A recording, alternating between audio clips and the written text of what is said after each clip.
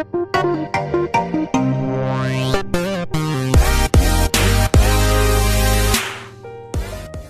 evening. This is Praveen Kumar. वैसे आज 14 February है. हम सबको पता है कि अंतरराष्ट्रीय तौर पे आज वैलेंटाइन के तौर पे सब लोग मनाते हैं. एक कविता की और बहुत खूबसूरत है, आप सुनिएगा जरा. तो आज की कविता हम लोग शुरू करते हैं. अपने प्राण हमारे देश के लिए न्योछावर किए, उनके नाम पर उनकी श्रद्धांजलि.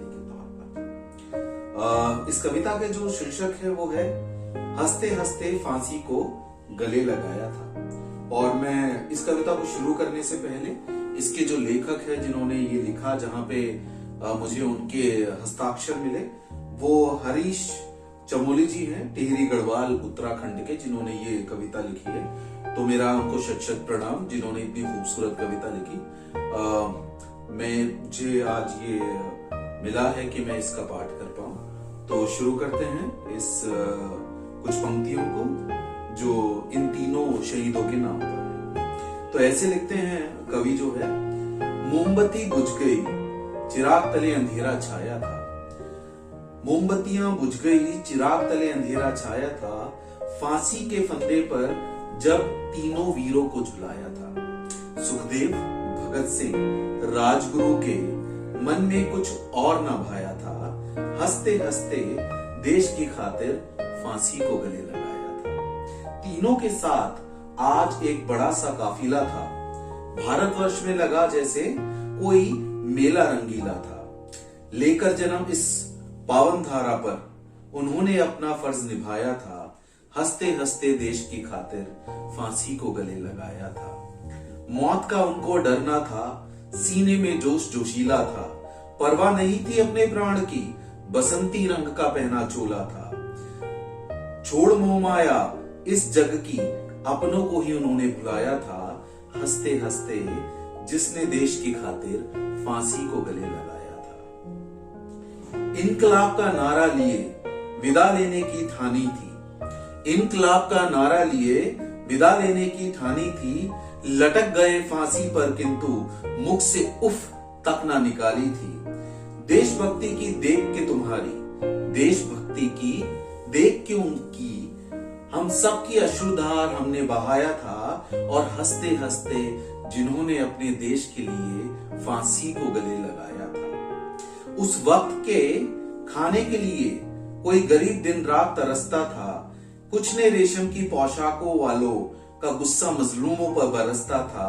कहीं जात पात का शोर तो कहीं आरक्षण को सबको बहुत लड़ाता था.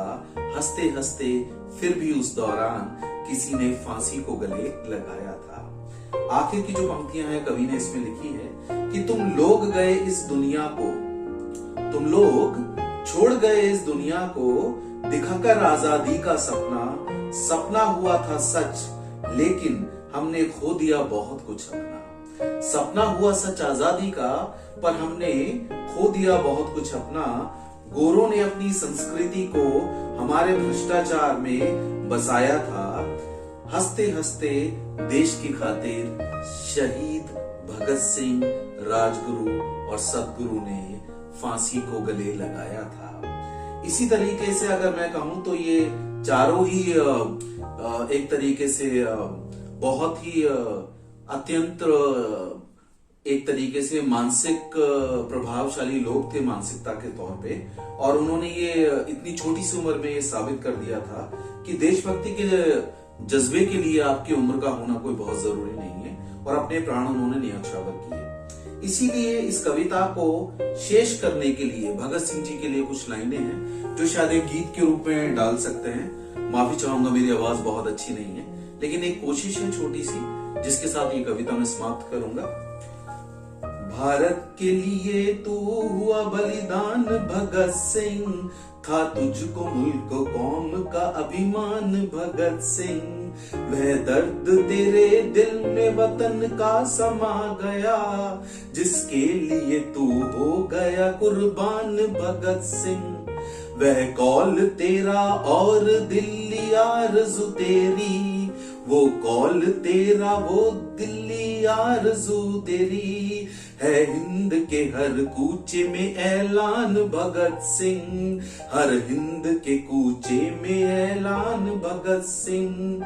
फांसी पे चढ़ के तूने जहां को दिखा दिया, फांसी पे चढ़ के तूने जहां को दिखा दिया, हम क्यों न बने तेरे कदरदान भगत सिंह। प्यारा ना हो क्यों मादरे भारत के दुलारे, गौर से सुनिएगा, बहुत खास है।